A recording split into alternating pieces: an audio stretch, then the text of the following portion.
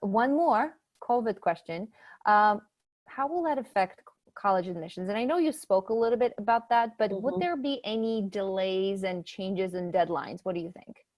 So a lot of schools that we're talking to right now, what they really will say is, again, they've been focusing on the seniors, and then they have the summer session. So they haven't completely got to the admission cycle for the juniors in handling all of the questions.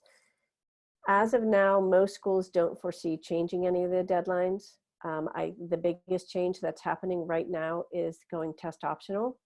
So there's that growing number of schools that are doing that as a way to mitigate the repercussions of the test cancellations.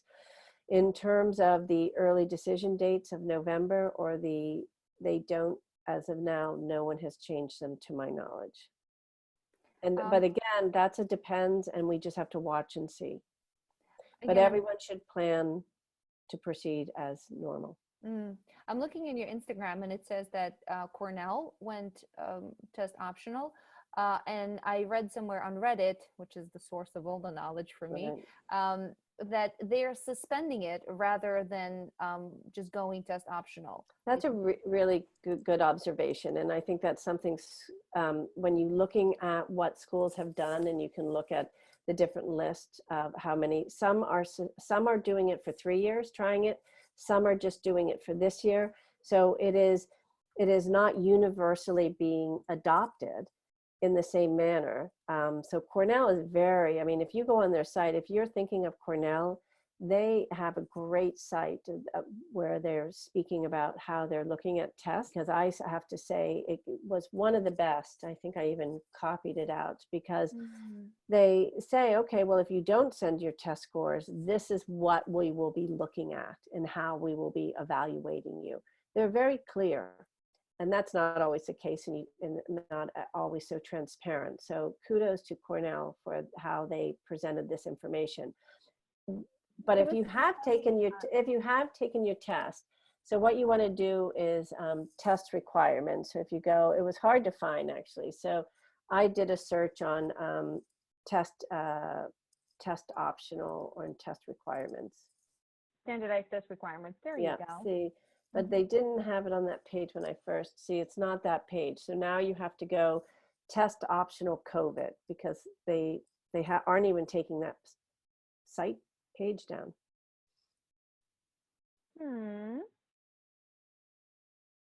Or even test requirements suspended, and see. Test requirements suspended as they discussed it. First year applicants, transfer applicants, application deadline. So it's first year applicants. First year applicants. So we'll go here. And then before you apply, make sure you read your checklist. Transfer. Maybe I'll just try to go to checklist. To just test optional too. Because it really, it didn't come up on that same page where you would have thought it would. Test requirements suspended. I'll try to look.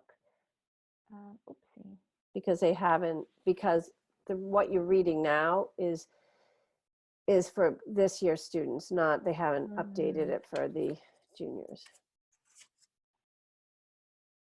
I'll find the exact link and I'll post it below. You should post it, because it really is, and I have it too that I can show you. It was really helpful, because they really said, and what they did indicate was, if you took it, it would be to your advantage. It really isn't purely test optional, that they just understand that not everyone is going to be able to take it. And if you do not take it, well, then they're going to be looking at your grades in very thoroughly.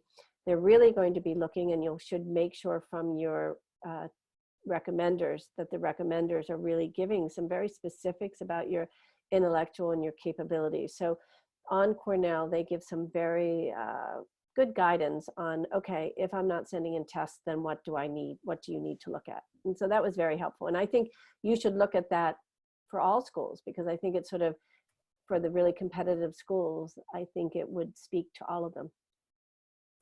So do you believe that if there are, because on Reddit, everyone started to post and make a joke out of it, and they said, oh, the 950, SAT, when you score 950 on the SAT, like all the 950 peeps are going to roll in because now Cornell is test optional. So for them, it would be just really easy to apply. There will be a lot more applicants because Cornell is going test optional. And do you think that they're going to keep it for next year if there's no COVID? No, I think Cornell is very clear that this is a one-time only thing. Got it. I think Cornell has made it very clear that this is not something they want to keep going. How I read it. I mean, certainly, I don't work for Cornell. I'm not on their admissions team, so I can't speak from that point of view. But it was very clear that this was a suspension for COVID, which will be interesting to see if other Ivies, because the University of California went test optional. Yeah, I think they were one of the first ones, and because they're just like such a huge organization, I was curious to see if other colleges would follow, but it seems like College Board I think the last count was about that have changed recently was about 14. You can go to, if you there's a site, fairtest.org. Test.org, and they will, so here I have a list of schools. So I think there were 14, and then where do I go here? National Fair Open Testing. Is this regarding SAT and ACT only, or about every standardized test? Fair Test. I see information about SAT and ACT. Oh, it's GRE also. Got it. So it's about college admissions. So college admission. So the optional list. Right. Oh, that's where you can get an optional list. Oh, I love this.